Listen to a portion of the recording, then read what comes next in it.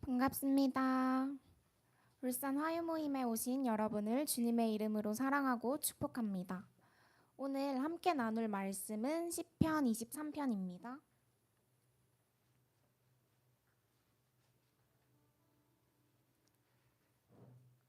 오늘 함께 나눌 말씀은 시편 23편 전체입니다. 다 찾으신 줄 알고 한 목소리로 함께 읽겠습니다. 여호와는 나의 목자시니 내게 부족함이 없으리로다. 그가 나를 푸른 풀밭에 누이시며 쉴 만한 물가로 인도하시는도다. 내 영혼을 소생시키고 자기 이름을 위하여 의의 길로 인도하시는도다. 내가 사망의 음침한 골짜기로 다닐지라도 해를 두려워하지 않을 것은 주께서 나와 함께 하심이라. 주의 지팡이와 막대기가 나를 안위하시나이다. 주께서 내 원수의 목전에서 내게 상을 차려주시고 기름을 내 머리에 부으셨으니 내 잔이 넘치나이다. 내 평생의 선하심과 인자하심이 반드시 나를 따르리니 내가 여호와의 집에 영원히 살리로다. 아멘. 다윗은 하나님을 나의 목자라고 고백합니다. 목자는 양을 인도하고 지켜주고 먹이시는 분이십니다.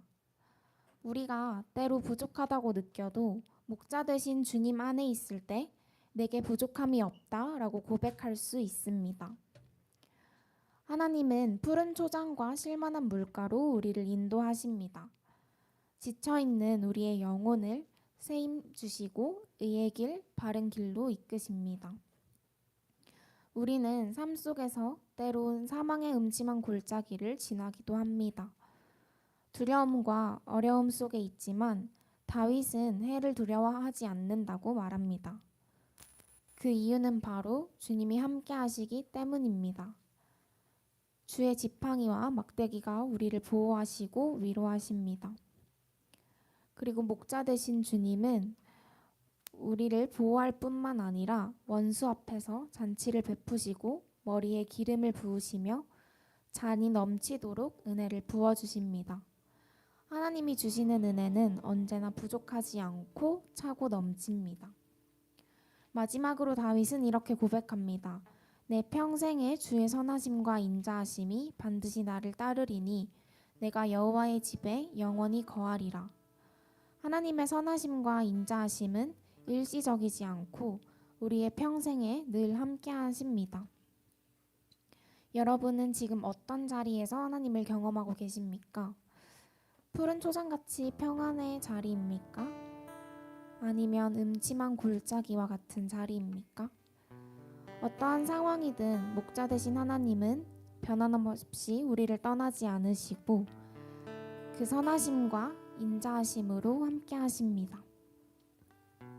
이 시간 함께 기도합시다. 하나님은 우리가 어떠한 상황에 있든지 예배받기에 합당하신 분이십니다. 오늘 이 자리에도 우리와 함께 하시는 주님 앞에 온전히 마음을 열고 나아가기를 원합니다. 기쁨으로 주님을 찬양하며 모든 것을 내려놓고 하나님 앞에 예배드릴 수 있도록 함께 기도하겠습니다.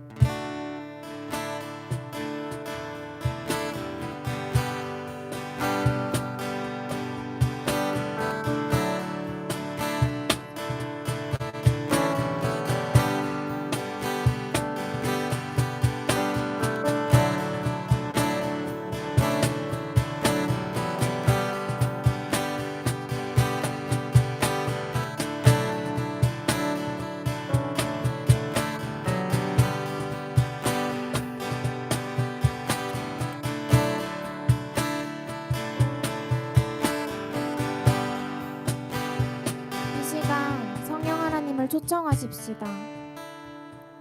성령 하나님, 이 예배 가운데 오셔서 우리의 예배를 인도하여 주시옵소서. 성령의 임재를 경험하는 예배 되도록, 함께 하시는 하나님을 만나는 예배 되도록 성령의 도우심을 구하며 함께 기도하시겠습니다.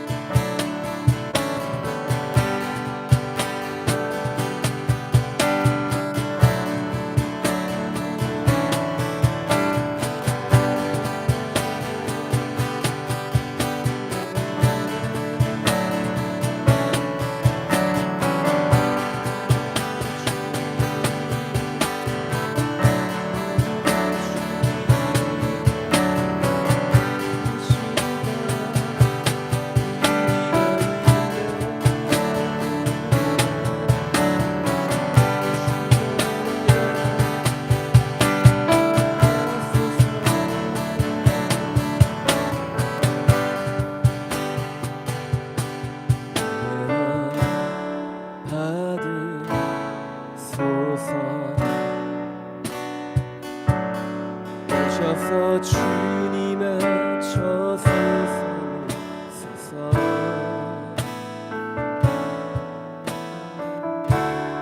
나의 전부이신 주여 내 맘을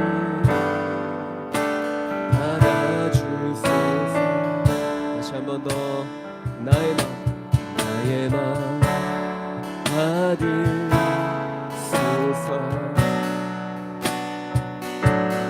오셔서 주님의 저소선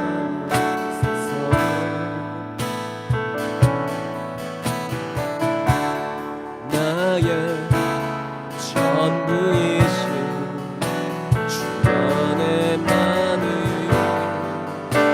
알아주소 오 나의 맘을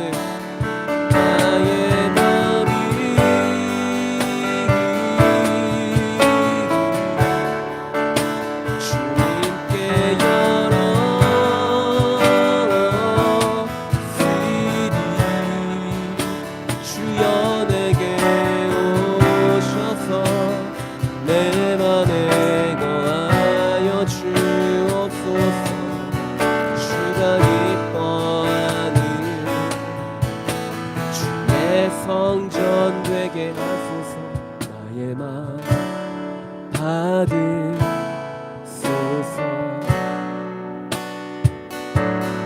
오셔서 주님의 저소선을 쓰소서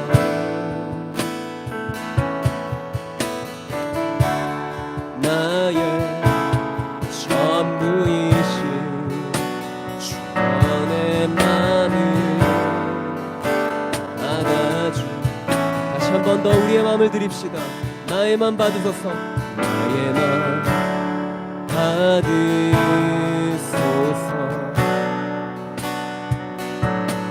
오셔서 주님의 저소산을 쓰소서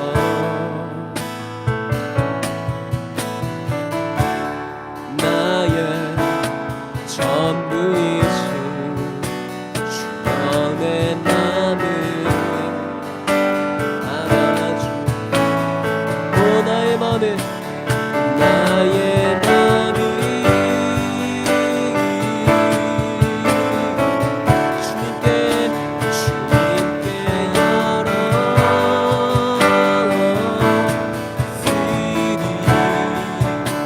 주여 내게 오셔서 내 맘에 거하여 주옵소서 주가 기뻐하는 오 나의 맘을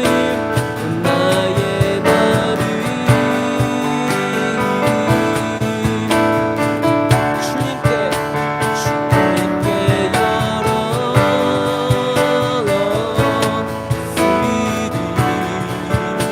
주여 내게 오셔서 내 맘에 거하여 주옵소서 주가 기뻐하는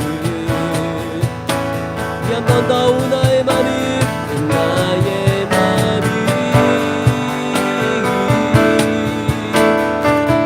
주님께 열어드리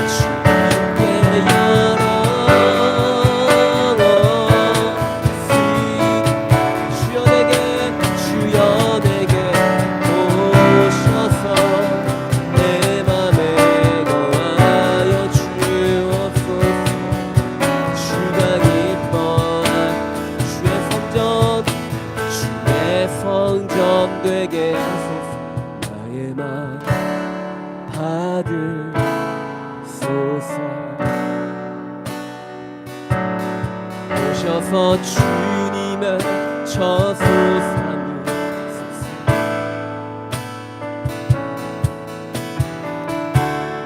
나의 전부이신 주여 내 맘을 받아주소서 우리 한 번 더 나의 맘 받으소서 나의 맘 받으소서 오셔서 주님의 저소산을 쓰소서 전부이신 나의 전부이신 주여 내 맘을 받아주. 우리 한 번 더 고백합시다. 나의 전부이신 나의 전부이신 주여 내 맘을 받아주.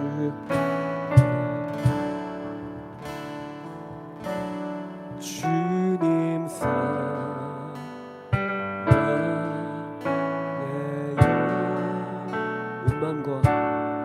온 맘과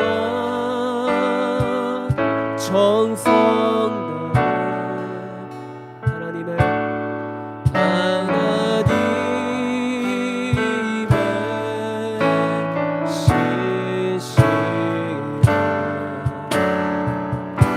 친구 되기. 나 무엇과도 주님을 바꾸지, 무엇과도 주님을 바꾸지 않으리. 다른 어떤 은혜 하지 않으리. 주님만이 내 삶의 도윤이시니 주의 얼굴 보고. 우리 한 번 더 고백합시다. 나 무엇과도 주님을 바꾸지 않으리. 다른 어떤 은혜 하지 않으리. 주님만이 내 삶의 도윤이시니 주의 얼굴 보기 원하네. 주님 사랑해요. 주님 사랑해.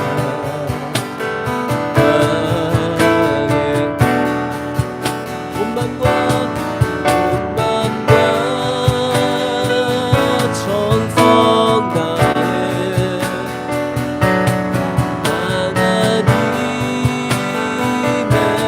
하나님의 신실 친구들. 우리 마음을 다해 고백합시다. 주님 사랑해요. 주님 사랑해요. 온 맘과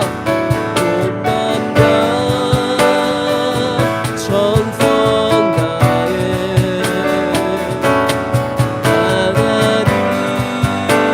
하나님의 신실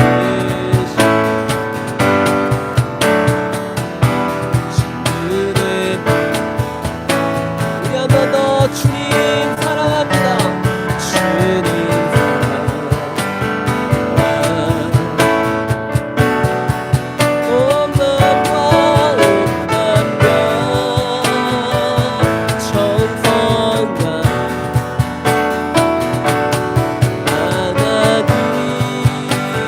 하나님의 신실이라 친구되기와. 주님 사랑합니다. 주님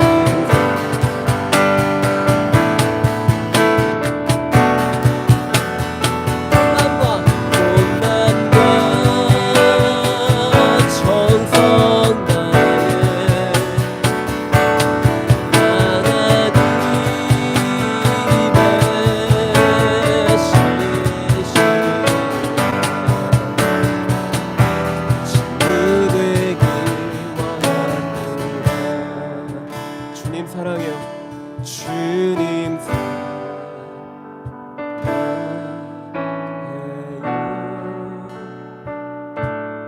온 맘과 정성 다해 하나님의 신실한 하나님의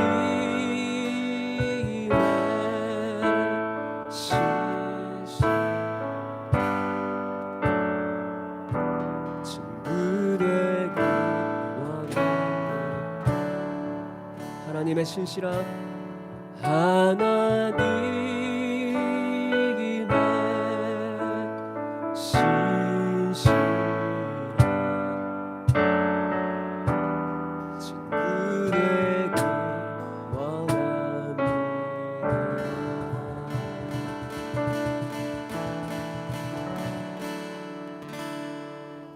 나는 주의 친구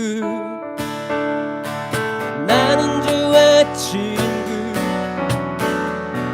주님 날 친구로 부르셨네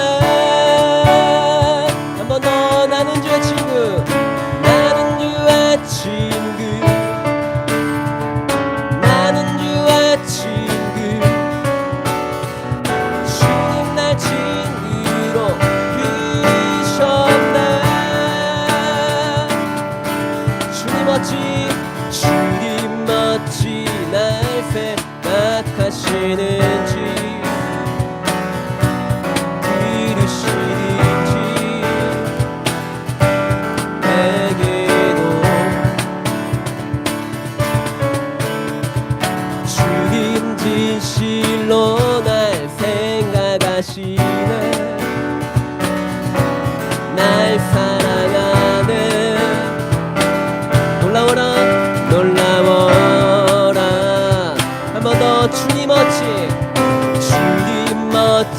날 생각하시는지 들으시는지 내게도 주님 진실로 날 생각하시네 날 사랑하 우리 목소리 높여서 놀라워라 놀라워라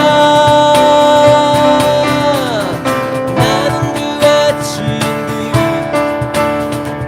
나는 주의 친구 주님 날 친구로 부르셨네 나는 주의 친구 나는 주의 친구 나는 주의 친구 주님 날 친구로 부르셨네 주님 어찌 날 생각하시는지 들으시는지 내기도 주님 진실로 날 생각하시네 날 사랑하네 놀라워라 놀라워 우리 한 번 더 주님 어찌 날 생각하시는지 들으시는지 내기도 주님 진실로 날 생각하시네 날 사랑하네 날 사랑하 우리 함께 놀라워라 놀라워라 한 번 더 놀라워라 놀라워라 한 번 더 놀라워라 놀라워라 나는 주의 친구 나는 주의 친구 주님 날 친구로 부르셨네 한 번 더 나는 주의 친구 나는 주의 친구 나는 주의 친구 주님 날 친구로 부르셔 전능하신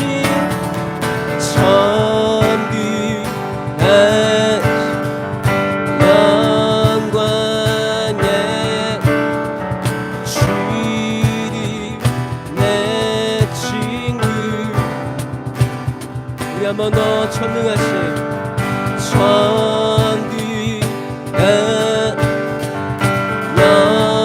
영광의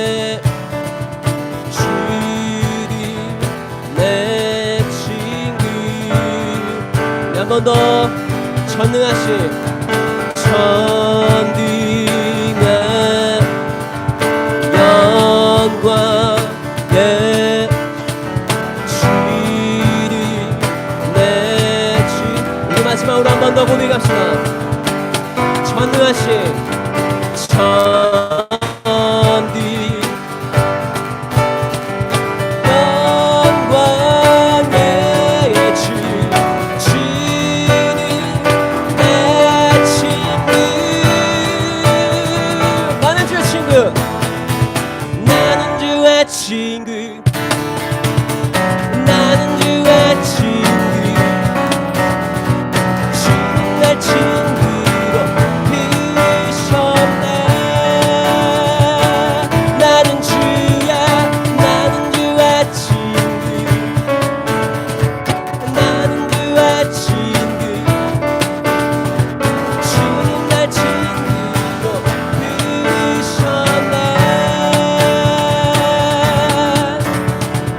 선하신 목자 날 사랑하는 듯 주 인도하는 곳 나아가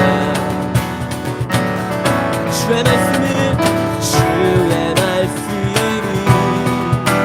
나 듣기 위하여 주 인도하는 곳 하여 우리 한 번 더 선하신 목자 날 사랑하리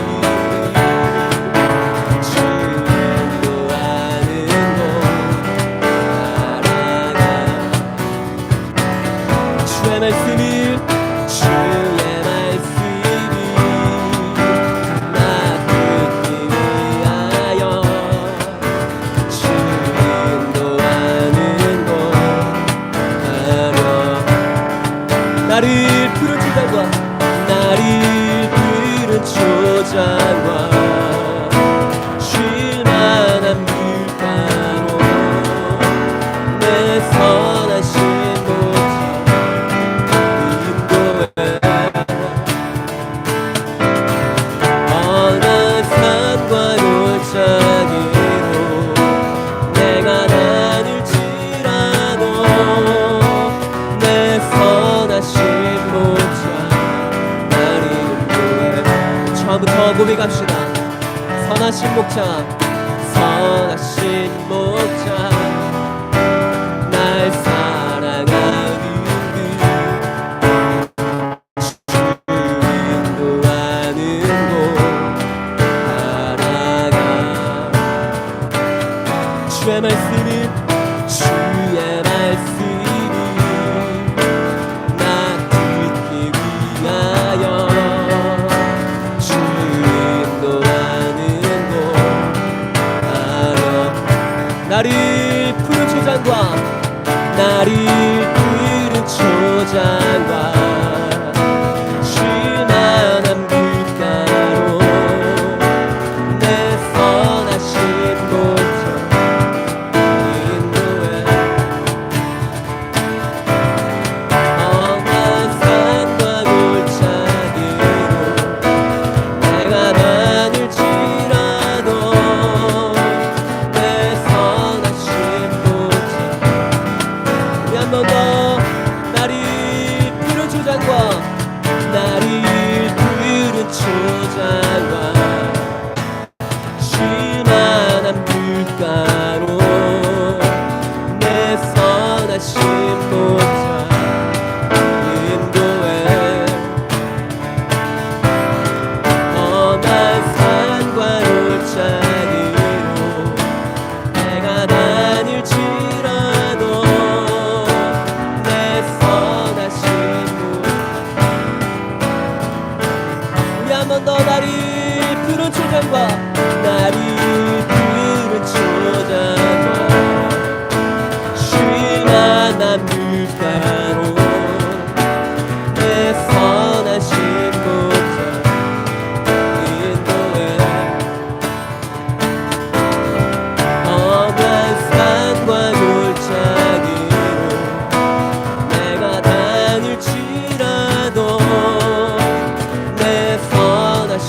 목자 험한 산과 골짜기로 험한 산과 골짜기로 내가 다닐지라도 내 선하신 목자 나를 언제나 우리의 삶 가운데 함께 하시며 우리를 선한 길로 인도하시는 주님을 찬양합니다. 주님이 우리의 선한 목자 되십니다. 나를 푸른 초장과 쉴만한 물가로 내 선하신 목자 날 인도해 험한 산과 골짜기로 내가 다닐지라도 내 선하신 목자 날 인도해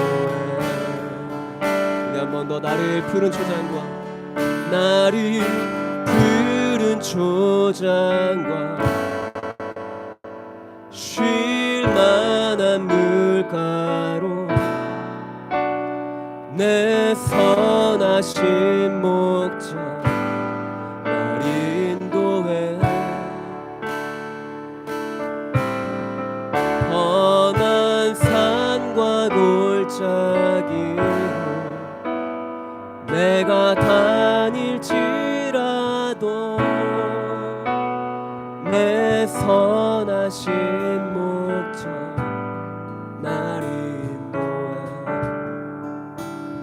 험한 산과 골짜기 험한 산과 골짜기로 내가 다닐지라도 내 선하신 목자 날 인도해 우리 한 번 더 고백합시다. 험한 산과 골짜기로 험한 산과 골짜기로 내가 다닐지라도 내 선하신 목자 날 인도해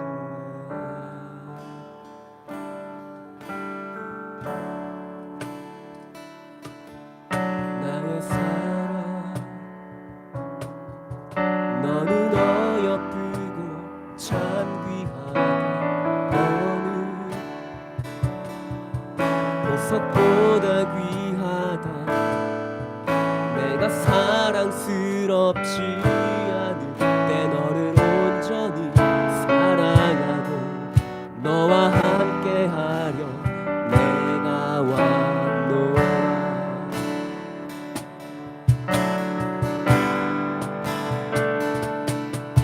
주의 사랑은 결코 변치 않아 모든 계절도 올곧이나 마르고 꽃은 씻고 주의 말씀은 신실해 실수가 없으신 주만 바라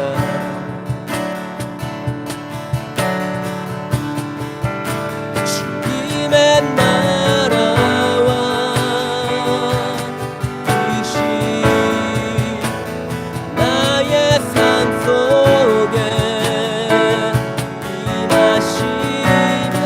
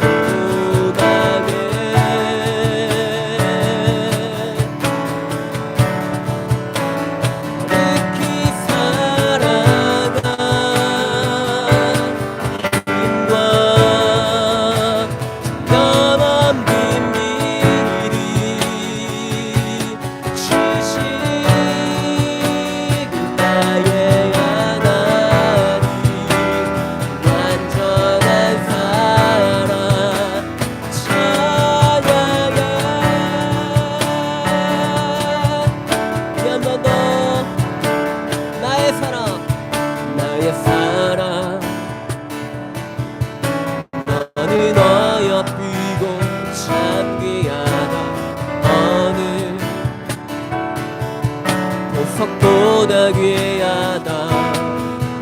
내가 사랑스럽지 않을게 너를 온전히 사랑하고 너와 함께하려 내가 왔노라.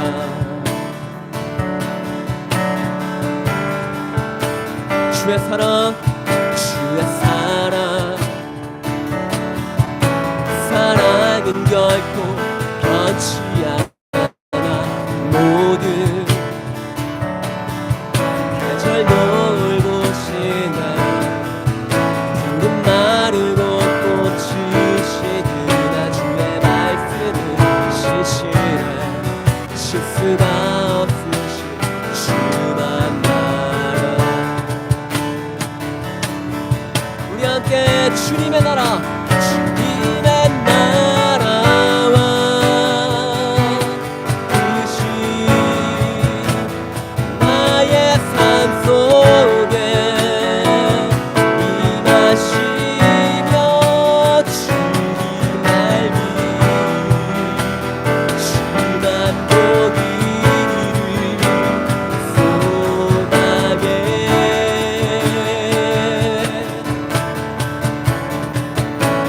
어렵게 살아간 힘과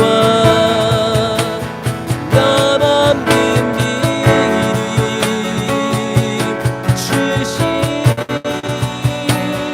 나의 하나님 완전한 사랑 찬양해. 우리 한 번 더 주님의 나라와 주님의 나라와 뜻이 나의 삶 속에 임하시며 주님 알기를 주만 보기를 소망해.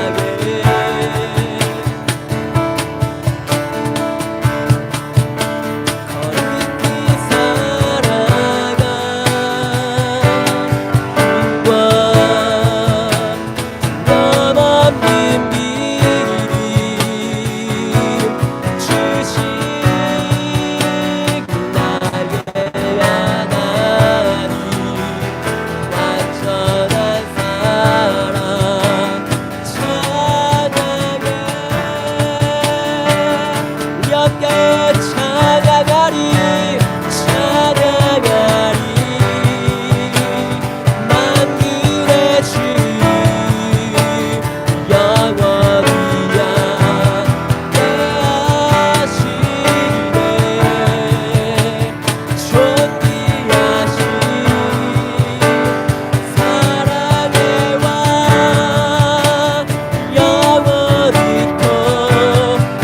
통치하신 찬양하리 찬양하리 만군의 주 영원히 함께하시네. 존귀하신 사랑의 왕 영원히 통치하신 주님의 나라와 뜻이 나의 삶 속에 임하시며 주님 알기를 주만 보기를 소망해.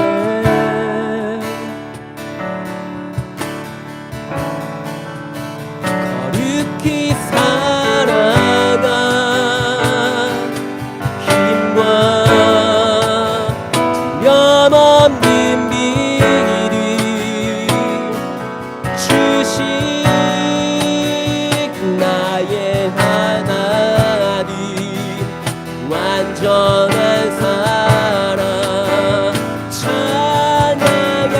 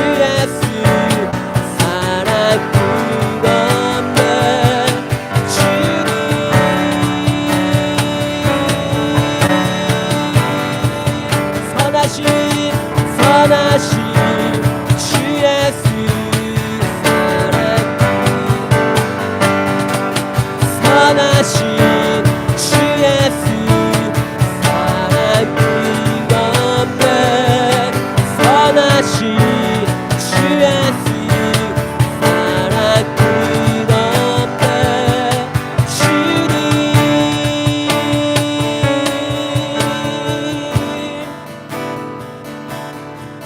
선하신 주 예수 사랑 끝없네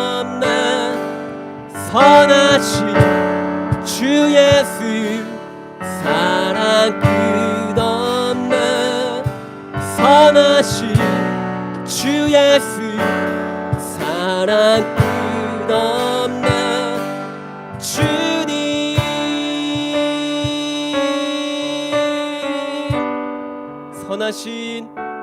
선하신 주 예수 사랑 끝없네 선하신 주 예수 사랑 끝없네 선하신 주 예수 사랑 끝없네 주님 우리 마지막으로 선포합시다. 선하신 주 예수 사랑 끝없네 선하신 주 예수 사랑 끝없네 선하신 주 예수 사랑 끝없네 주님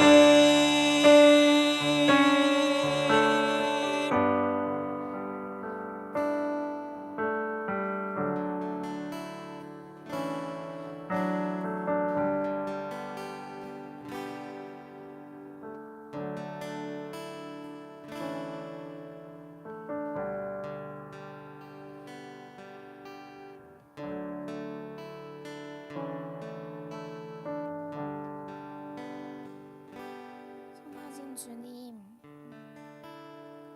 우리 삶 가운데 찾아오셔서 감사합니다. 하나님의 선하심이 우리 삶 가운데 평생에 함께 하시겠다고 말씀해 주셔서 감사합니다.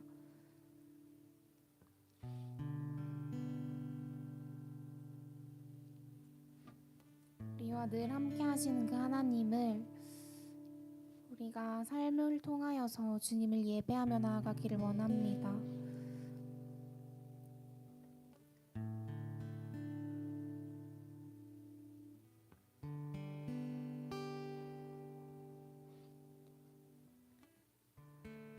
선하신 주님을 찬양하며 예수 그리스도의 이름으로 기도드렸습니다. 아멘.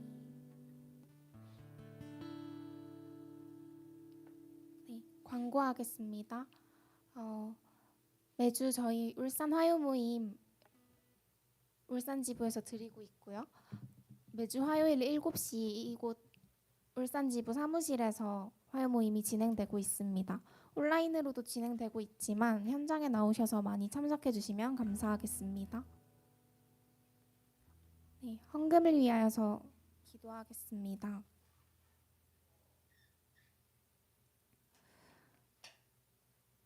우리의 삶에 날마다 필요한 것을 채워주시고 인도해 주시는 하나님 앞에 감사합니다.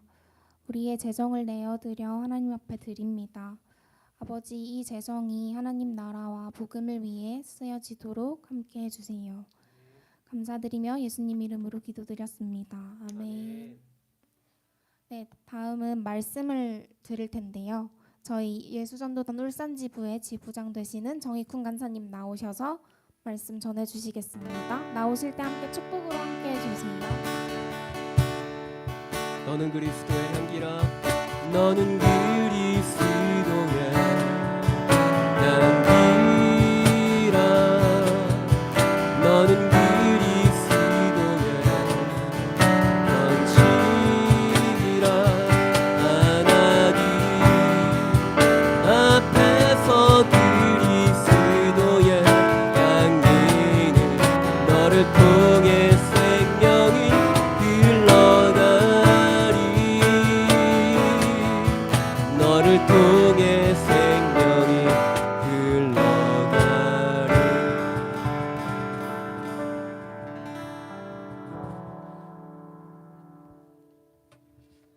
네, 감사합니다. 네, 잘 정도해 주시면 저도 화면을 좀 연결하도록 하겠습니다. 안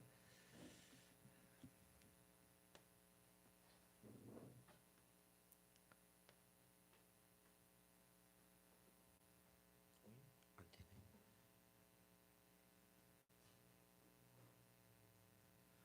될까요? 잠시만요. 네, 되었습니다. 네, 출입문이 잘못되었습니다. 도와주시면 감사하겠습니다. 아이패드가 업데이트되어서 평소 사용하는 것과 달라졌습니다. 죄송합니다, 여러분. 어잉? 이렇게 되면 안 되는데. 잠시만요. 왜 이렇지? 전체 화면을 꼭 해야지 되나 보군요.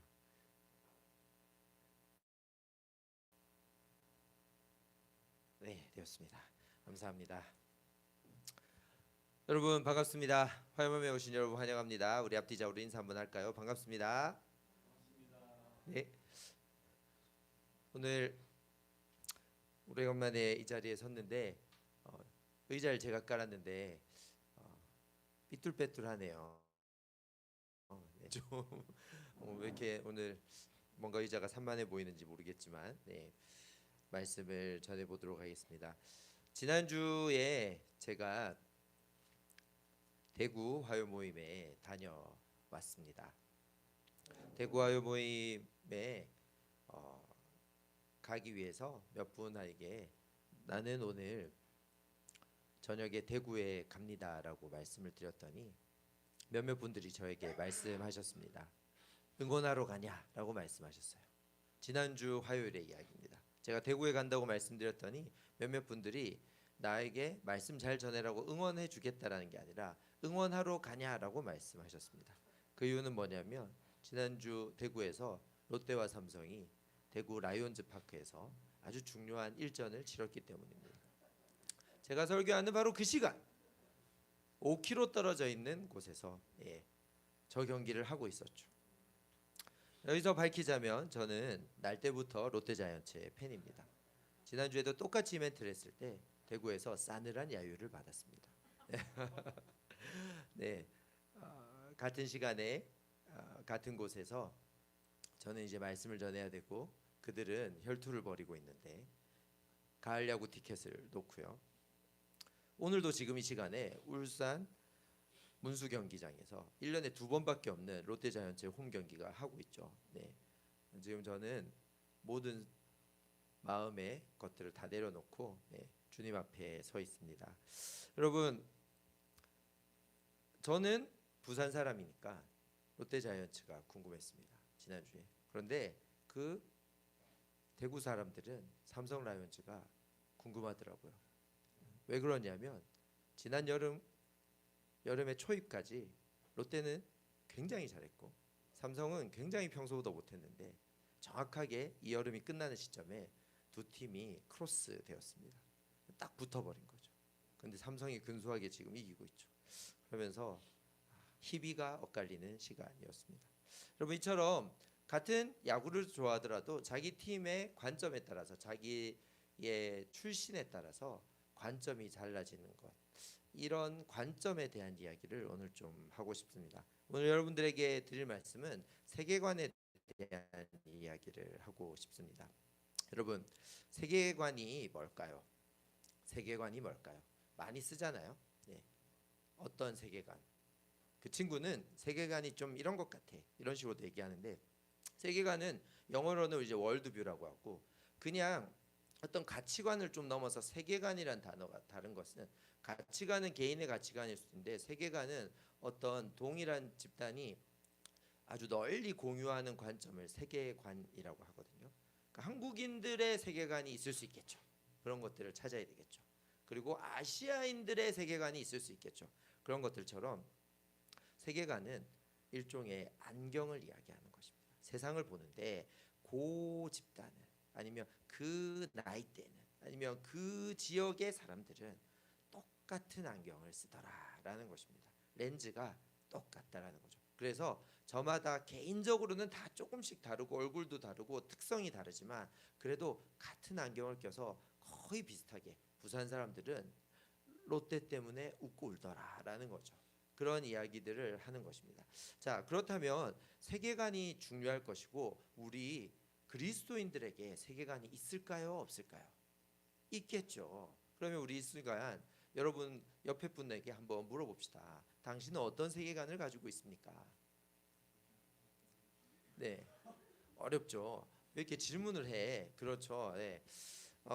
세계관이 분명히 있습니다. 그런데 내 세계관을 내가 알아내는 게 중요한데 쉽지 않죠. 마치 데카르트가 얘기했던 것처럼 나는 생각하니까 고로 존재한다잖아요. 그런데 그 생각하는 순간에도 시간이 흐르니까 내가 생각했던 내가 또 변하잖아요.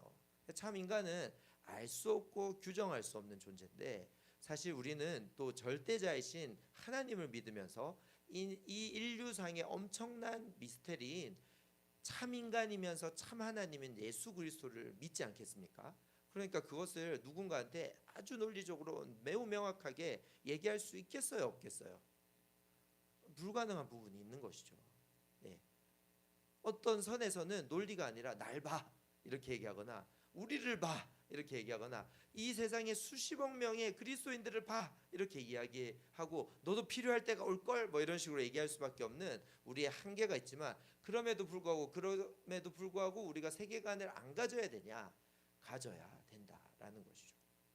그러면 우리는 어떤 세계관을 가져야 될까? 이것은 생각의 영역이잖아요. 그래서 여러분들에게 이야기하고 싶은 것은 세계관을 가져야 되는데 세계관이 우리 안에 이미 있는데 나의 세계관을 알고 나의 세계관을 하나님이 원하시는 세계관에 합의를 하게 하려면 내 생각을 어떻게 해야 돼요? 버리거나 깨트리거나 변화시켜야 된다라는 것입니다. 그래서 오늘 저희들이 이런 날이 되는 거죠. 우리 옆에 분을 보면서 한번 축복하면서 이야기합시다. 머리가 작아지는 시간이 됩시다. 네, 네. 보통 머리가 크다라는 단어는 무엇을 내포하고 있습니까? 머리가 굵어졌다, 머리가 커졌다, 뭐죠? 네, 생각이 많아지고 예 맞습니다. 감사합니다, 형 간사님. 자기 뜻대로 하고 싶어지거나 아니면 굽히지 않는다. 좋은 걸 수도 있어요, 맞죠? 의지가 생긴 거니까. 하지만 그게 선하지 않은 쪽으로 흘러갈 확률도 많은 것이죠. 제가 지난주에 대구에 가서도 사사기 말씀을 나누었습니다. 근래에 계속해서 사사기에 대한 부분의 이야기들이 제 마음속에 많이 꽂히는 것 같아요. 성경 중에서 가장 암울하고 그리고 인간이 자기 좋을 대로 했던 때 그 이야기는 사사기라고 저는 생각합니다. 그렇게 배웠습니다. 그런데 그런 소돔과 고모라 때 같은 그런 파렴치한 이야기들이 성경에 덜어 나오잖아요. 그런데 이 사사기의 슬픈 점은 뭐냐면 위치입니다. 사사기가 들어있는 그 위치. 여러분 우리 다 노래를 잘 알잖아요. 창세기, 출애굽기, 레위기, 뭐예요? 민수기, 신명기, 그다음 뭐예요? 사사기. 맞죠? 자, 여호수아 다음에 사사기잖아요. 이게 중요하다라는 것입니다. 여호수아는 승리의 책이에요, 패배의 책이에요? 승리의 책이잖아요. 그래서 모세 선생님께서 오경을 통해서 토라라고 하는 이 성경의 모든 기본들을 깔아 놓으셨잖아요. 그렇죠? 그리고 그 깔아져 있는 배경에서 이제 본격적인 아브라함에게 약속하셨고 요셉이 애굽으로 이주하고 난 뒤에 그리고 430년 동안 큰 민족을 강성하게 이루어서 그들이 출애굽하고 난 뒤에 하나님께서 광야에서 그들을 훈련시키시고 그러고 난 뒤에 이제 전쟁해야 된다라고 할 때 모세 선생님은 어떻게 되죠? 꽥 못 들어가시죠. 느보산에서 120세에 일기를 마감하시고 누가 리더가 됩니까? 여호수아죠. 잘 알지 않습니까? 근데 여호수아는 이제 모세 선생님의 그 유언과 그리고 아브라함으로부터 내려오던 그 하나님의 약속을 붙잡고 시내산의 그 언약을 붙잡으면서 진격했을 때 요단강이 갈라지고 여리고성이 무너지고 아이성에서 한번 실수하지만 그럼에도 불구하고 다시 한번 회개하면서 모든 전투를 승리로 이끌면서 12지파에게 땅을 나눠주죠. 그게 여호수아입니다. 그럼 그 승리의 여운과 이제 가나안 땅에서 잘 살아야지 하나님께서 말씀하셨던 너는 내 소유가 되겠고 너는 제사장 나라가 되겠고 너희는 거룩한 백성이 될 것이다라는 그 출애굽기 19장 6절의 말씀을 이루려고 하는데, 그대로 살려고 하는데, 그 다음 책이 뭐예요? 여호수아 다음 책이? 근데 제가 뭐라고 했어요? 제일 어둡고 암울한 책. 승리의 여호수아 다음에 바로 어떻게 돼요? 꺾인다라는 것입니다. 상한가를 팍 치고 바로 최하한가로 떨어지는 이야기. 그러면서 사사기의 주제가 뭐죠? 우리 다 같이 한번 읽어보겠습니다. 시작. 그때에 이스라엘에 왕이 없으므로 사람이 각기 자기의 소견에 오를 대로 행하였더라. 아멘.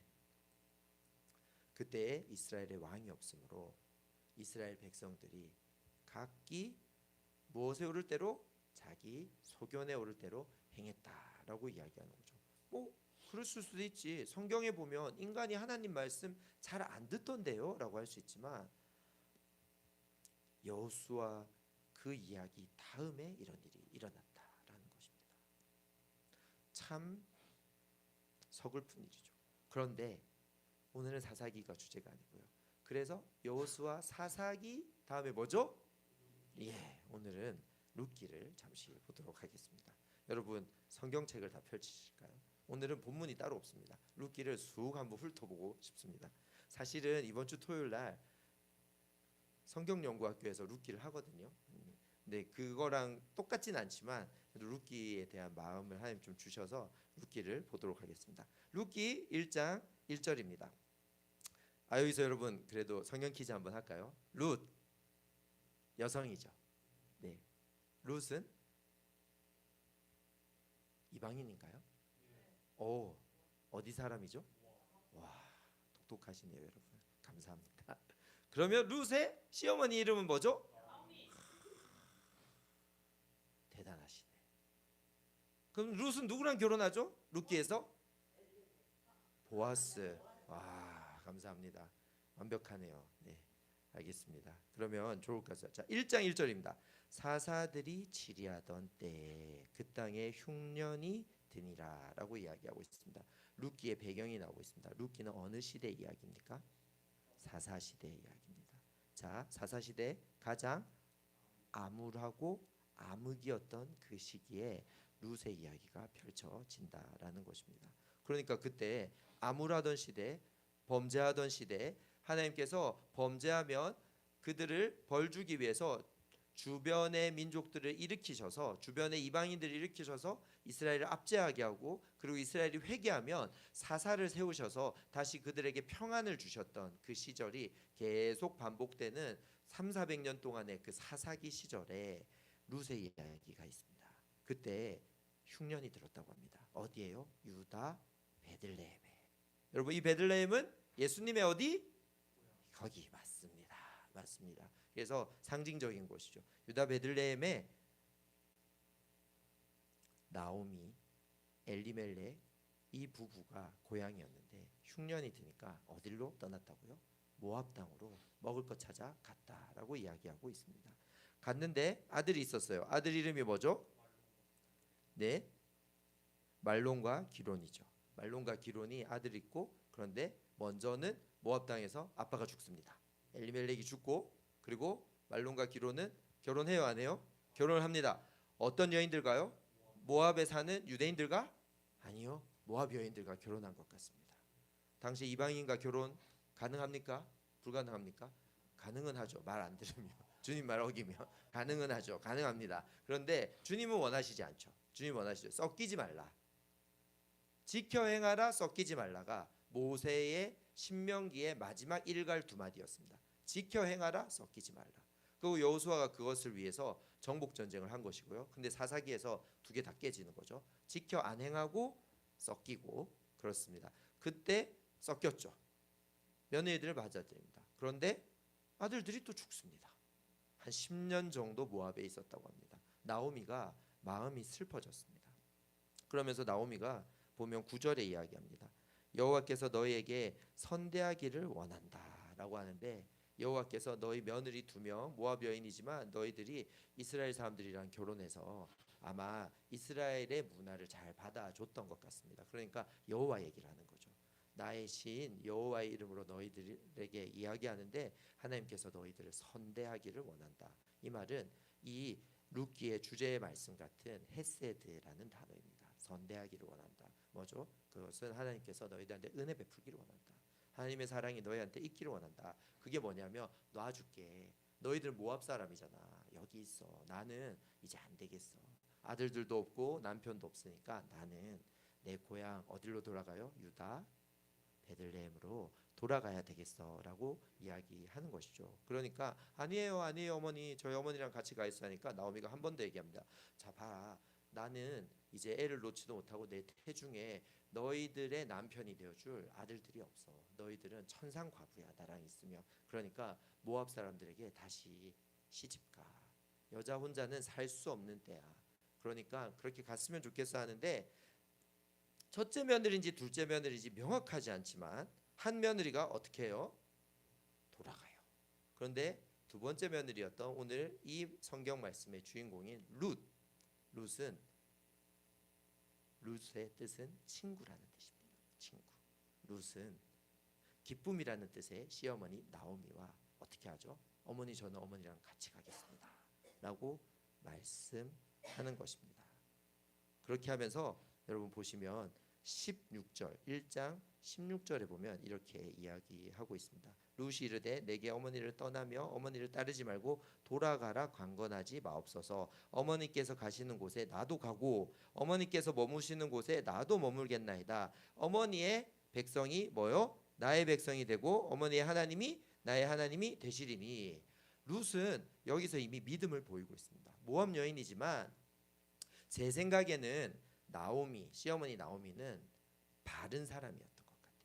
그렇죠? 그래서 며느리들을 다른 도적대에 팔아넘겨서 자신의 이익을 취한 것도 아니고, 자기 고향으로 가라고 하고 몇 번이나 얘기해서 가라고 하고 자기 혼자 호롤단신으로 베들레헴으로 돌아오려고 했지만 룻의 이런 믿음의 고백이 나올 정도로 룻을 선대했다라는 것을 상상해 볼 수 있는 말씀이 되겠습니다. 그렇게 해서 갑니다. 갔더니 베들레헴에 소동이 일어났습니다. 온 성읍이 그들로 말미암아 떠들었다라고 이야기합니다.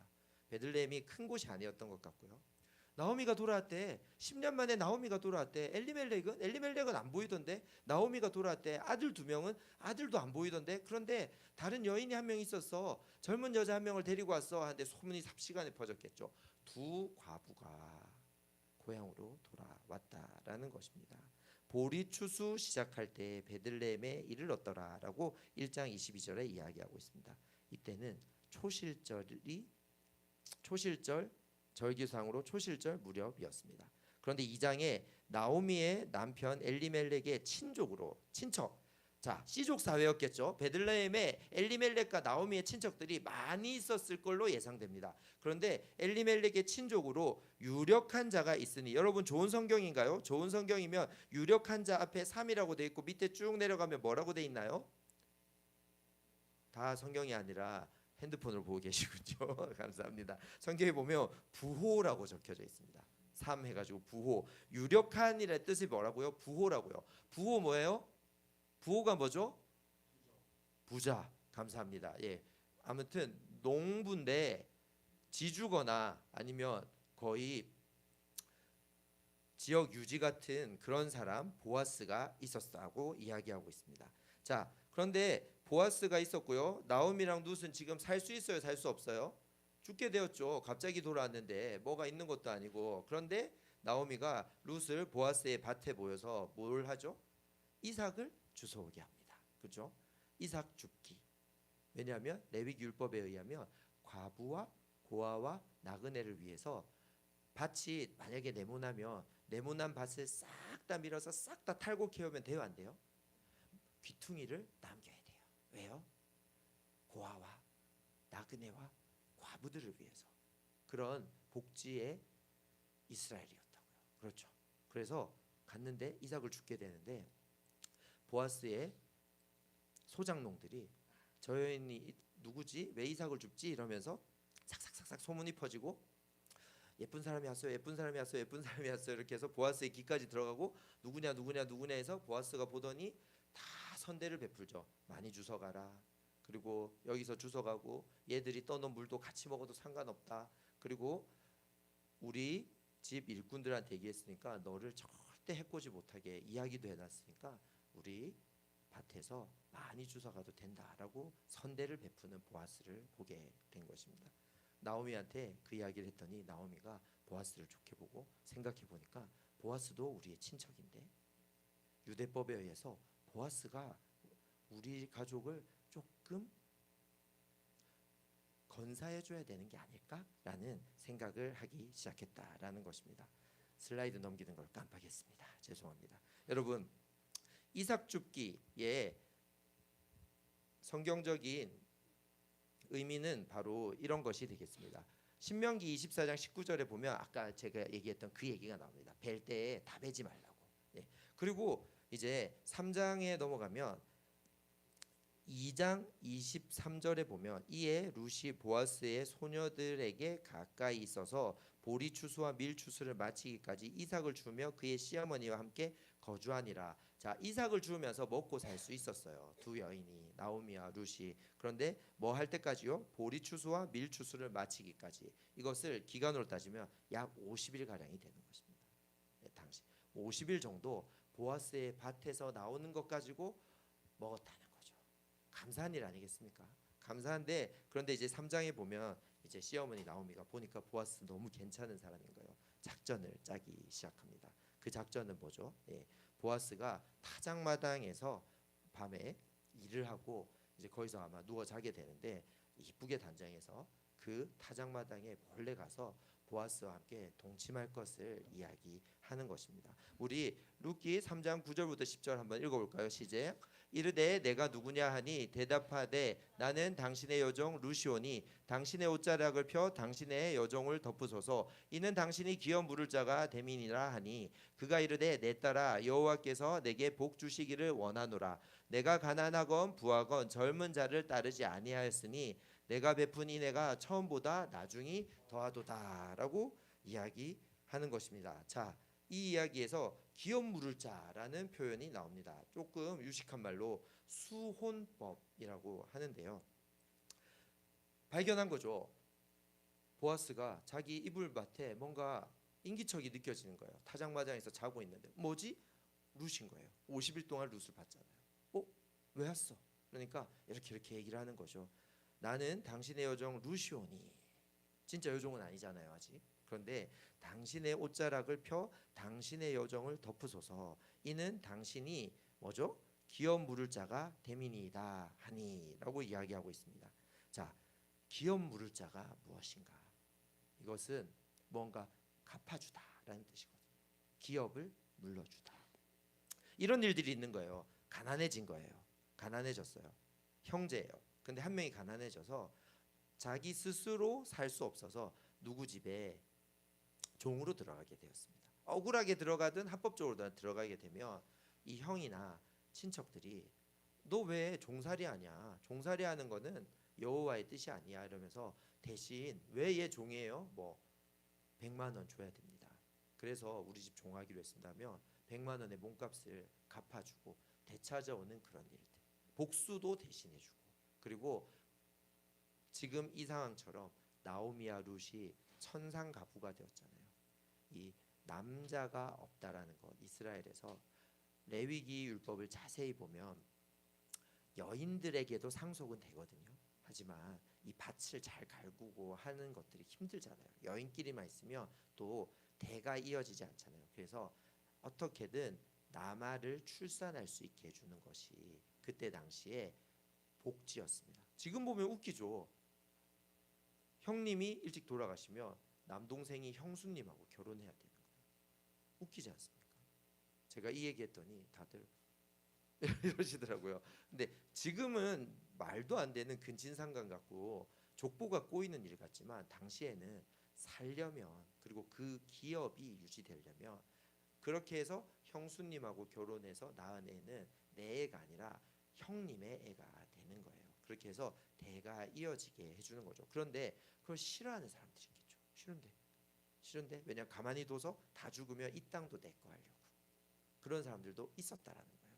자, 그런 법이 하나님께서 신명기에 모세의 말씀을 통해서 모세를 통해서 그렇게 말씀하시는 것이 있었다라는 것입니다. 10절에 보면 룻이 계속 얘기합니다. 그가 이르되 보아스가 이제 얘기합니다. 그가 이르되 내 딸아라고 얘기합니다. 여기서 한 가지 여러분, 보아스는 참 의롭고 부자고 대단했던 분인데 그리고 스스로 일도 했던 것 같아요. 타작마당에서 이렇게 일하다 잠든 거 보면 젊은 청년 농부였을까요? 아니요. 내 딸아라고 하잖아요. 이것을 유추해서 이것을 근거로 해서 많은 신학자들은 보아스가 많이 보는 사람은 60 이상, 적어도 40 이상. 그때 당시에 40이면 엄청 어르신인 거죠. 그리고 룻은 한 20대거나 아니면 20대가 갓 넘었거나 그러니까 적어도 굉장한 나이 차이가 있는 관계였을 것이다 라고 이야기하는 것이죠. 여호와께서 내게 복 주시기를 원하노라. 내가 가난하건 부하건 젊을 자를 따르지 아니하였으니 젊은 사람을 좋아할 것 같은데 왜 나야? 라고 이야기하는 거죠. 이것을 봐도 보아스가 어느 정도 나이가 있었던 사람인 것을 알 수 있습니다. 그런데 이렇게 얘기합니다. 룻 네가 베푼 인애가, 또 인애라는 단어가 나오죠. 헤세드. 인애가 처음보다 나중이 더하다. 처음에 보니까 시어머니를 모셔오고 그리고 보니까 그 뒤에 보아스가 룻을 칭찬하면서 너는 현숙한 여인이다 라고 이야기하거든요. 온 동네 사람들이 룻 당신이 어떤 사람인지 다 알고 우리 베들레헴에 소문이 다 났다라고 이야기하는 것을 볼 수 있습니다. 자, 그러면서 4장이 펼쳐집니다. 자, 3장에서 결론적으로 룻과 보아스가 하룻밤을 보내지만 사건이 일어나요, 안 일어나요? 아무 역사도 일어나지 않습니다. 보아스가 그렇게 룻을 칭찬하고 너의 인애가 크다, 너는 현숙한 여인이다 하고 보아스가 한마디를 하는데 뭐냐면 나는 너의 기업을 물러주고 싶다. 그러니까 너의 가정에 그런 근간이 될 수 있는 남자아이를 생산하는 일에 동참하고 싶고 너와 혼인하고 싶고 너희 집안을 일으켜주고 싶다. 그런데 나보다 더 엘리멜렉 형님과 가까운 친척이 있다라고 이야기합니다. 기업 물을 자의 순번이 있는 것이죠. 그 사람이 너희의 기업을 안 무르겠다, 포기하겠다 해야지 나에게 기회가 넘어오는 것이다. 이렇게 우리가 섣불리 하룻밤 불장난처럼 우리가 맺어지면 그건 좋은 절차가 아니다라고 보아스가 이야기하는 것을 볼 수 있습니다. 현숙한 여인이라고 했지만 보아스가 정말 현명한 형제이죠. 그러면서 룻을 걱정하면서 네가 여기에 있는 걸 사람들 눈에 띄면 안 되니까 가만히 있다가 새벽 미명에 집으로 돌아가라고 하면서 보리를 많이 챙겨주면서 나오미한테 보냅니다. 그리고 4장이 시작되는데요. 4장 1절 한번 볼까요? 보아스가 성문으로 올라가서 거기 앉아 있었더니 마침 보아스가 말하던 그 뭐죠? 자기보다 순번이 앞선 친척 기업 물을 자가 지나가는지라. 보아스가 그에게 이르되 아무개여 이리로 와서 앉으라 하니 그가 와서 앉음에 보아스가 성읍의 장로 10명을 청하여 이르되 당신들을 여기 앉으라 라고 했습니다. 이것은 뭐죠? 자, 우리 판결해 주세요. 장로님들 재판해 주세요. 베들레헴에 현명하시고 지혜로우신 권위 있는 장로님들 여기 성문 앞에서 저희들 이야기 좀 들어주세요 하면서 룻과 나오미 이야기를 하면서 그 친척에게 이야기하는 거죠. 앉아봐봐. 네가 기업을 물어줘야 돼. 네가 기업을 물어줘야지만 저 둘이 잘 살 수 있어. 물어줄 거야 라고 하니까 그 아무개 씨가 이야기하는 거죠.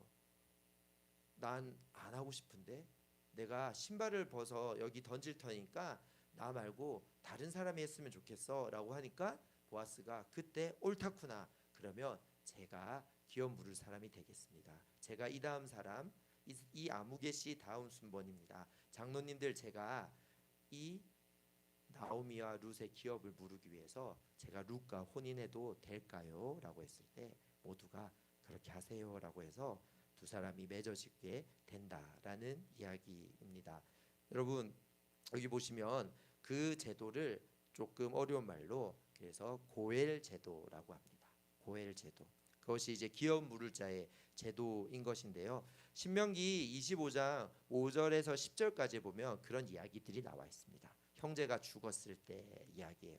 형제가 죽었을 때 형제가 죽으면 형수님이든 제수씨든 홀로 남겨지면 여자밖에 없으면 그리고 아직 애가 없을 때 그렇게 되면 형제들이 씨를 줘서 아들을 생산할 수 있게 해줘야 된다라는 이야기인데 만약에 그렇게 안 하면 어떻게 되냐? 빨간색에 나와 있습니다. 어떻게 된다고요? 그의 형제의 아내가 장로들 앞에서 그에게 나아가서 그의 발에 신을 억지로 벗기고 어떻게 한다고요? 그의 얼굴에 침을 뱉으며 이르기를 그의 형제의 집을 세우기로 즐겨하지 아니하는 자에게 이같이 할 것이라 하고 너는 형제의 고통을 거두어 주지 않는 나쁜 사람이야 하면서 침 뱉고 신발을 억지로 벗겨버리라는 것입니다.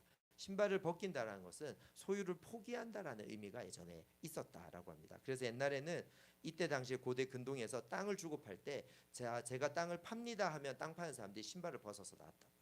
그러니까 누가 사러 오면 이 땅을 이제 사시라라는 것이죠. 그런데 이때 당시에 룻 당시에는 침 뱉고 이런 것까지는 없고 신발을 벗어서 이렇게 던지면 이제 나는 포기라고 하는 그런 뜻이 되었던 것 같습니다. 그래서 보아스와 룻은 맺어지게 됩니다. 그래서 어떤 일이 일어나죠? 이분은 누구이실까요?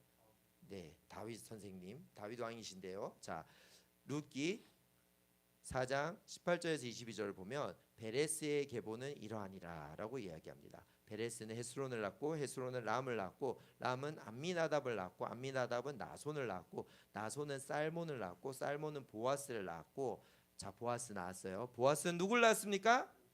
그러면 그 오벳의 엄마가 누굴까요? 맞습니다. 감사합니다. 그래서 룻을 낳았고 룻이 오벳을 낳았고요. 오벳은 이새를 낳고 이새는 그 유명한 통일 이스라엘의 2대 왕 다윗이 되는 것입니다. 그리고 룻기가 끝나고 난 뒤에 그 다음 책은 무엇입니까? 사무엘상이 되는 것이죠. 사사기에서 그렇게 암울하다가 룻기에 한 줄기 빛이 보이고 사무엘로 넘어가면서 다윗의 이야기가 펼쳐진다라는 것입니다. 여러분 이 다윗의 대가 이 암울한 사사기 때에 끊어지지 않고 끊어질 뻔했던 것을 룻이라는 모압 여인을 통해서 하나님의 인애 헤세드를 통해서 또 보아스라는 사람의 또 인애를 통해서 또 나오미라는 사람의 며느리를 향한 인애를 통해서 나오미와 룻과 보아스 세 등장인물이 서로 간의 아버지의 사랑과 은혜를 주고받으면서 아름다운 4장짜리의 이야기 마치 날짜로 따져도 50일 정도 룻이 거기서 먹고 살았다고 했으니까 며칠 되지 않는 몇 달 되지 않는 그 이야기를 통하여서 다윗이 오게 되고 다윗의 계보를 통해서 누가 오는 것을 우리는 알 수 있죠. 예수님. 이 예수님이 진짜 온 인류의 기업 물을 자가 되시는 분이 오셨지 않습니까? 자, 그렇다면 우리는 이 말씀을 통해서 세계관하고 무슨 상관이 있냐라는 것입니다. 이 말씀은 아름다운 이야기네요. 하나님은 다 계획이 있으셨네요. 이렇게 생각할 수도 있지만 우리가 보아스를 잠시 묵상해 봅시다. 보아스의 이름 뜻은 그 안에 능력이 있다. 보아스 강하다라는 뜻입니다. 보아스는 실제로 강했던 것 같은데 힘이 강했던 게 아니라 의지도 강했던 사람인 것 같습니다. 그래서 아까 말씀했듯이 유력한 자라고 보아스를 이야기하고 있지 않습니까? 보아스가 무엇을 했는지 우리가 다시 한번 생각해 보기 바랍니다. 보아스가 이런 일들을 했습니다. 여러분 타작마당에서 홀로 있던 보아스는 룻을 어여삐 여겼던 것 같은데 룻에 대한 음욕이 없었을까요? 근데 보아스는 그 순간에 육신의 정욕을 따르지 않고 룻에게 절차를 이야기해 주죠. 혼자 있을 때 모두가 자기 소견에 오를 대로 행하던 사사기 시대에 보아스는 왜 그랬는지 모르겠지만 주님의 율법을 지켰습니다. 법을 지켰어요. 이렇게 우리가 지금 맺어지면 안 돼. 기업 물을 자 앞순번이 있단 말이야. 그 사람이 포기하면 내가 진짜 너를 책임질게라고 이야기했습니다. 두 번째, 보아스는 그 다음 날 성문으로 나가서 온 무리 중에 자기가 아까울 게 없잖아요. 각자 자기 소견에 옳은 대로 왕이 없으니까 마음대로 행하던 사사기 시대 유다 베들레헴도 똑같은 곳이었습니다. 제가 다음 주에 또 베들레헴 얘기를 한 번 더, 다음 주도 제가 말씀이거든요, 할 텐데, 베들레헴에서 사사기 마지막 17장부터 21장에 사사기의 두 가지 이야기가 더 나오는데 그 두 가지 이야기는 끔찍한 이야기입니다. 다음 주에 그 이야기를 들려드릴 텐데요. 그 이야기도 배경이 다 베들레헴이 나옵니다. 그런데 룻기도 베들레헴 이야기잖아요. 세 개의 사사기의 이야기 세 개가 성경에 연결되어서 나오는 겁니다. 그런데 끔찍하고 끔찍한데 하나는 아름다운 미담인데 다 베들레헴이 배경이 되는 것입니다. 그런데 이 베들레헴의 성문에서 보아스가 이야기합니다. 베들레헴이 그때 당시에 엄청 깨끗했던 도시, 엄청 거기에만 성인군자가 사는 도시가 아니었을 확률이 높습니다. 그런데 보아스가 성문에서 그날 밤 룻이랑 약속한 것을 지키기 위해서 자기가 좀 멋쩍을 수도 있는데 친척 데려다 앉혀놓고 너 포기할래? 너 그렇게 하지 않을래? 아니 난 안 할 건데 나는 그럴 능력도 안 되고 그러고 싶지 않은데 라고 하고 보아스가 그럼 내가 할게 라고 굳이 룻과 나오미를 건사해 주는 것. 사실 유대 율법대로만 하면 룻과 보아스 사이에서 나온 오벳은 보아스의 아들이 아니죠. 엄밀하게 말하면 나오미의 자식 아비멜렉의 계보에 들어가는 것인데 룻기 마지막에 누가 룻기를 썼는지 다 알 수는 없지만 보아스의 이름을 넣어주고 있는 것이죠. 그것을 봤을 때 보아스는 의로운 사람이었다는 것입니다. 보아스는 율법을 잘 아는 수준이 아니라 지켜 순종하는 사람이었다는 것입니다. 아니 원래 다 율법 순종하는 거 아닌가요? 아니요. 사사기 시대잖아요. 각기 자기 소견에 옳을 대로 행하던 사람들의 시대잖아요. 근데 보아스가 혼자 있는 곳에서도 사람들이 많은 곳에서도 자기는 사람들 눈치 보고 행한 것이 아니라 거룩하신 주님을 바라보면서 주를 경외하는 마음으로 그 모든 것을 지키면서 룻에게 인애를 베풀었다라는 것입니다. 여러분은 어떤 세계관으로 살고 계신가요? 여러분은 혼자 있을 때 성경적 세계관과 하나님 나라의 가치를 붙잡고 살고 계시나요? 그리고 여러분들은 이렇게 많이 우리끼리 있을 때 말고 일반 대중에 섞여 있을 때 보아스처럼 그리스도인으로서의 그 인애를 베풀고 나타내고 선포하면서 살 수 있으신가요? 머리가 너무 커져버리진 않았나요? 우리가 이제 필요한 게 뭘까요? 예수전도단의 기본가치 9번입니다. 우리 한번 읽어볼까요? 시작. 예수전도단은 성경적 세계관을 갖는다. 우리는 성경이 선과 악을 명확히 정의하여 옳고 그름을 구분한다는 사실과 실생활도 사용 못지않게 영적이라는 사실을 믿는다. 하나님께 대한 순종으로 행하는 모든 일들은 영적이다. 우리는 우리가 행하는 모든 일에 있어서 하나님을 경외하고 하나님의 사람들이 사회의 모든 영역에서 섬기며 영향력을 미치도록 그들을 동원하고 준비시킨다. 네, 저는 보아스는 YM 사람은 아니었지만 보아스는 이런 일을 했던 사람인 것 같습니다. 순종했잖아요. 그냥 알무로 그치는 게 아니라 일상생활이 영적 전쟁인 걸 깨닫고 그 영적 전쟁에서 승리하듯이 그 타작마작에서 룻을 보호해주고 자신의 지식 안에서 절차가 있어 절차를 지키자고 말했고 그리고 성문 앞에서 모든 장로들을 데리고 와서 그 재판이 열릴 수 있도록 판을 깔고 그 일들을 이루어내서 결국 다윗의 계보를 준비시켰던 사람 보아스. 우리는 보아스와 같은 삶으로 초대되고 있는 사람들 아닐까요? 이 어두워 보이는 사사기의 배경에 저 문이 열리면서 한 줄기 빛이 룻기처럼 열렸고 그래서 더 아름다운 사무엘이란 사람 마지막 사사 사무엘이 나오고 그리고 다윗으로 이어지는 아름다운 하나님 나라의 계보가 연결되었던 것처럼 지금 주님도 우리에게 주신 그 바톤이 연결되기를 바라면서 우리가 그냥 좋다고 기도하고 좋다고 찬양하고 그냥 주님 앞에 감정적으로 취해 있는 것이 아니라 우리의 생각에 성경적 세계관이 들어와서 보아스처럼 홀로 있을 때나 대중 앞에 있을 때나 주의 세계관을 가지고 살아가는 하나님 나라를 준비하는 일을 순종하면서 살아가는 삶으로 우리를 주님께서 초대하고 계신 게 아닐까요? 기도합시다.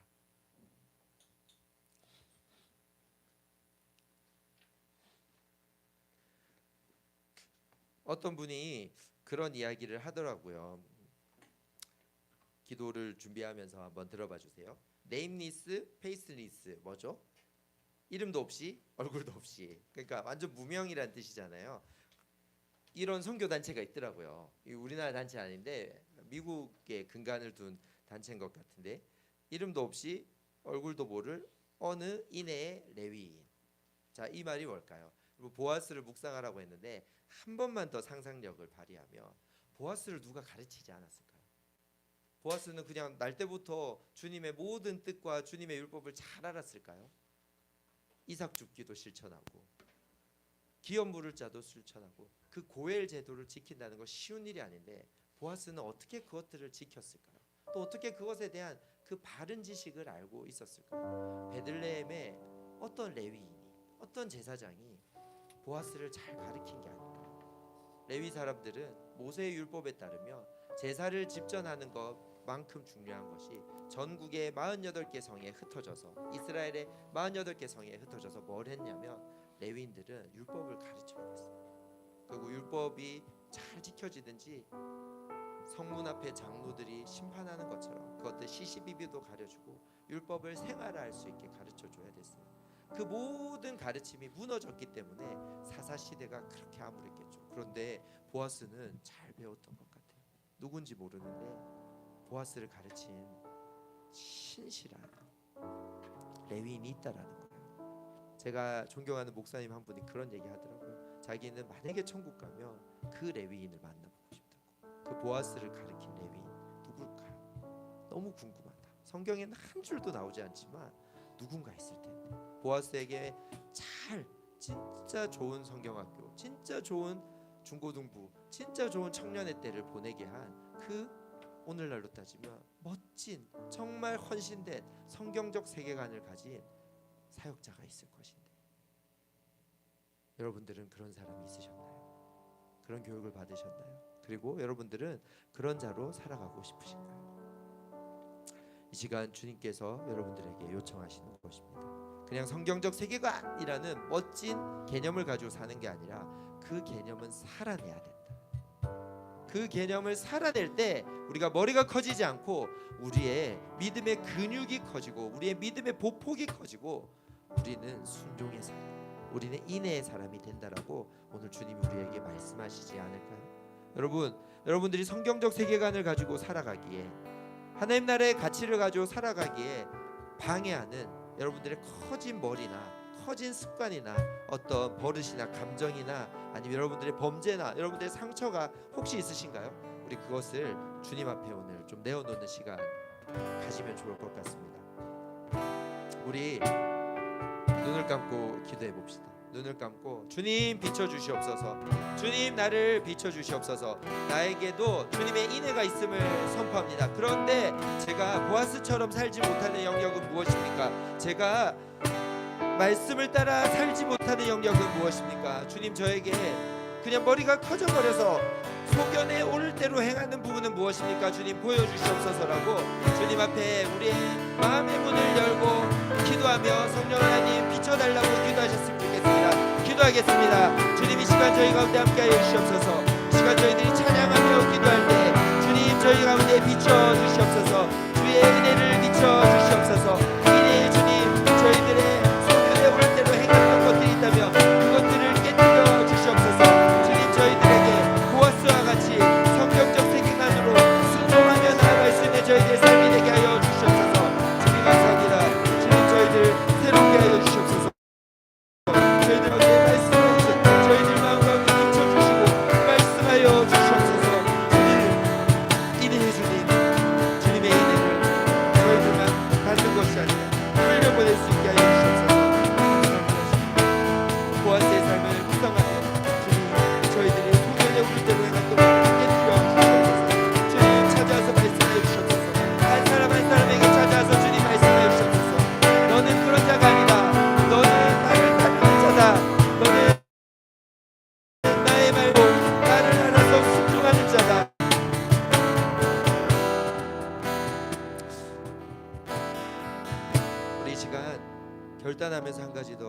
받으실 때 그냥 또박또박 주님 앞에 고백했으면 좋겠습니다. 주님, 저도 저의 소견에 오를 대로 행하였던 지금 이 시대, 지금 새로운 사사기와 같은 자기 소견에 오를 대로 정말 나가 강해지고 개인이 강해지는 이 현 세대 가운데 살고 있는 나이지만 예수 그리스도의 우리를 기업 불러주신 예수 그리스도의 그 고엘이 되신 예수 그리스도를 알고 예수 그리스도를 닮고자 하는 마음, 그 인애를 알고 인애를 전하는 자로 주님이 저를 부르셨습니다.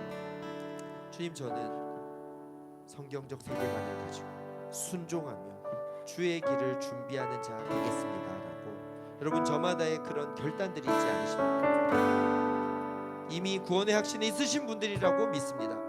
구원의 확신의 그 수준에서 벗어나서 성화의 길을 가며 하나님 나라를 위해서 살아가는 그 제자의 삶을 살아가며 복음의 증인의 삶을 살아가는 과정 가운데 혹 침륜에 빠질지라도 주님, 제가 다시 한번 일어서서 순종하며 주의 길을 준비하는 자 되겠습니다 라고 결단하지 않으시겠습니까? 결단하시는 분들은 손을 들거나 일어서시거나 여러분 주님께 의지를 드리시면서 시간 한번 기도하겠습니다. 기도합시다. 주님, 그렇습니다. 저희들 고백합니다. 주님, 저희들 선포합니다. 주님, 저희들 다시 한번 예수 그리스도를 닮아가는 자로 예수 그리스도의 고인 되신 예수 그리스도가 내 삶을 바꾸신 것을 믿으며 하나님 나라를 준비하는 자로 살아가게 하여 주시옵소서. 순종하는 삶을 살아가게 하여 주시옵소서. 아버지, 하나님 나라의 성경을 위해 살아가는 자가 되게 하여 주시옵소서. 저마다 직장이 다르고 가정이 다르고 비전이 다를지라도 주님 안에서 큰 소명이 아버지 나라를 위해서 사는 자들이 되게 하여 주시옵소서. 아멘. 주님, 저희들 그런 결단을 이 시간 다시 한번 주님께 올려드리오니 저희들의 삶에 주님 갱신하여 주시옵소서. 저희들의 소명을 갱신하여 주시옵소서. 저희들의 정체성을 갱신하여 주시옵소서.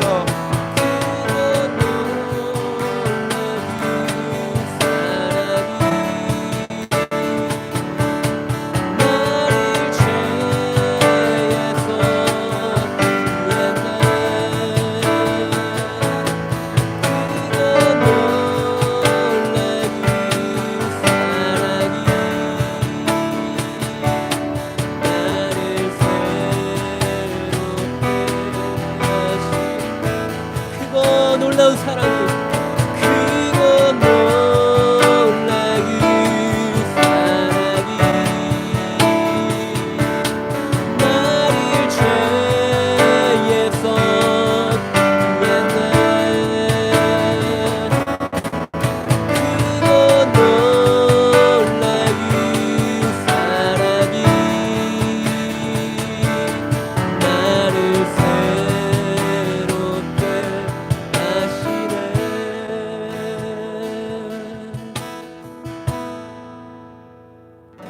고백합시다. 예수로 살리라. 예수로 살리라.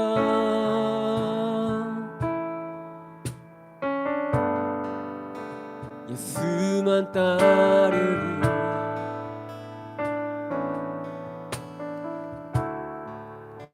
예수 내 삶의 중심.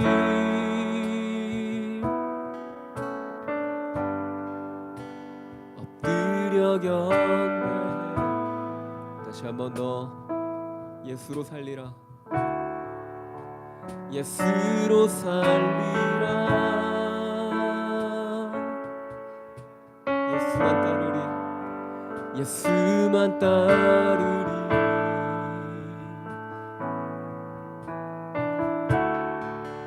예수 내 삶의 중심.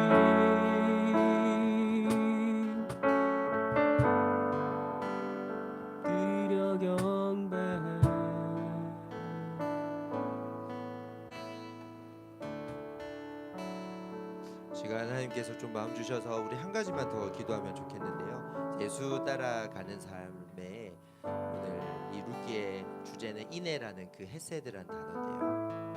하나님 사랑, 이웃 사랑이지 않습니까?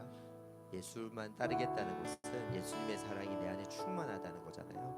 근데 예수님의 사랑을 전하는 거는 생각보다 또 쉽지 않은 세상의 세계관과 싸워 이겨야 되는 부분이 있는 거예요. 것이죠. 너무 신뢰가 되지 않는다면 우리 한 2명이나 3명씩 좀 짝지으셔가지고 우리 인애를 좀 흘려보내시지 않겠습니까? 우리 예수 따라 갑시다, 예수 따라 삽시다라고 우리 서로를 위해서 좀 기도해 주는데, 그냥 기도해줘도 되지만 기도 제목 물어도 되겠지만 우리 좀 서로를 위해서 기도해 주셨으면 좋겠습니다. 기도합시다. 예수님 따라 살아가도록 인애를 실천하는 사람 될 수 있도록 하나님께서 예수님께서 심겨주신 사랑을 흘려보내는 자들 될 수 있도록 선포하면서 우리 마음을 다해서 우리 기도했으면 좋겠습니다. 기도합시다. 주님 감사합니다. 주님 인애를 흘려보내는 자들로 살아가게 하여 주시옵소서. 인애를 하는 자로 또 인애를 흘려보내는 자로 살아갈 수 있도록 내 세대의 사람이 되게 하여 주시옵소서. 예수의 삶의 중심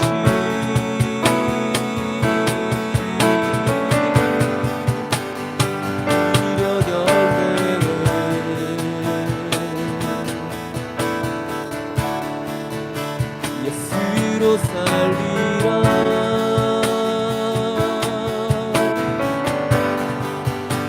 예수만 따르고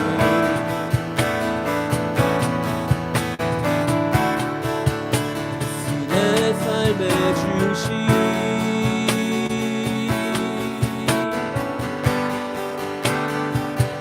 이력 연대네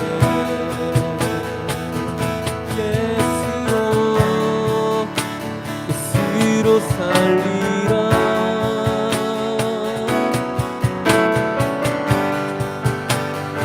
예수만 따르리.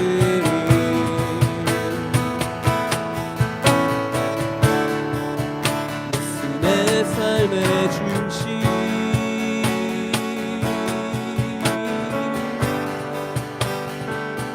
이력 연대. 그래서 이 시간 좀 연결해서 함께 중보기도 하고 싶습니다. 오늘 함께 기도할 중보 대상은 청년 세대를 위해 하십니다.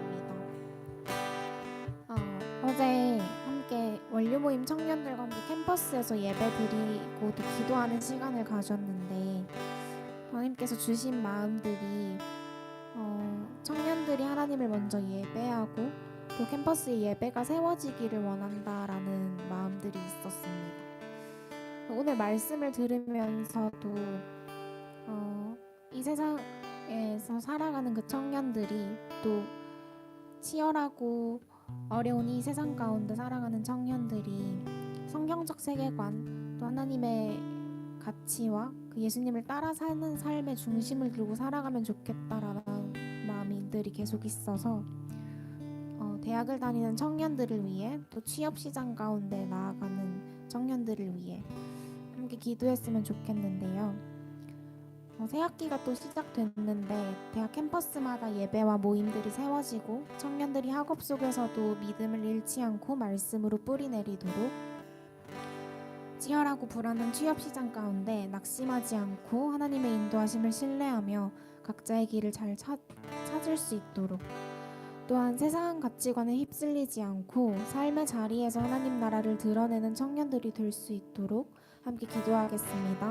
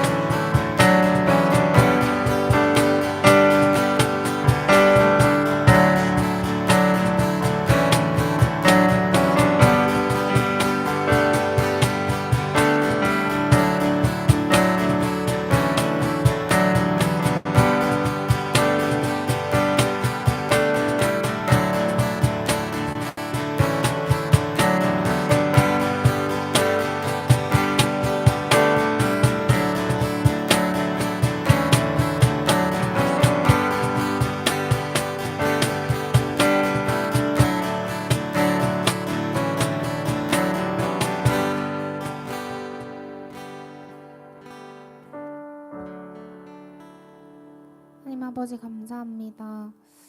하나님 청년들을 위하여서 기도합니다. 아버지 이 세상을 살아가는 청년들 가운데 하나님의 가치관이 성경적 세계관이 세워져 하나님을 예배하고 또 삶의 자리 곳곳에서 하나님의 나라를 만들어가는 청년들이 되기를 원합니다. 감사드리며 예수님 이름으로 기도드렸습니다. 아멘.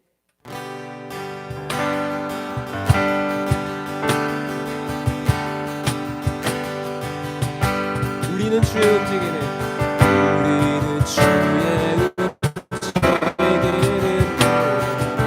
이곳은 주님을 위한 자리 내가 기도하는 모든 땅에서 하나님 예배받으리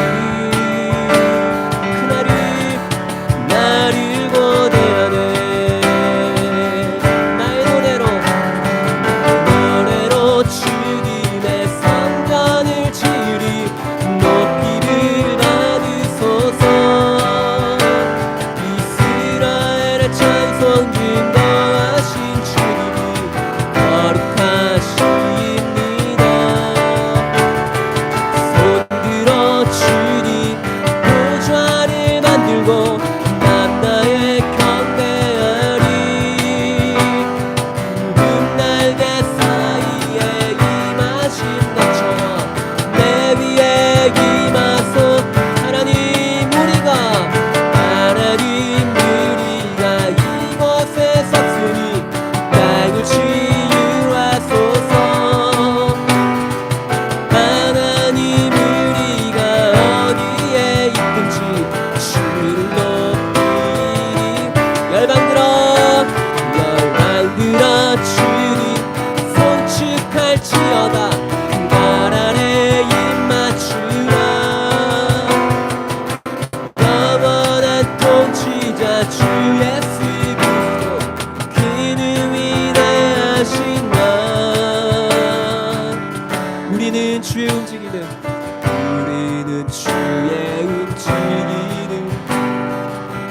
이곳은 주님을 위한 자리 내가 기도하는 모든 땅에서 하나님 예배받으리 그날을 고대하네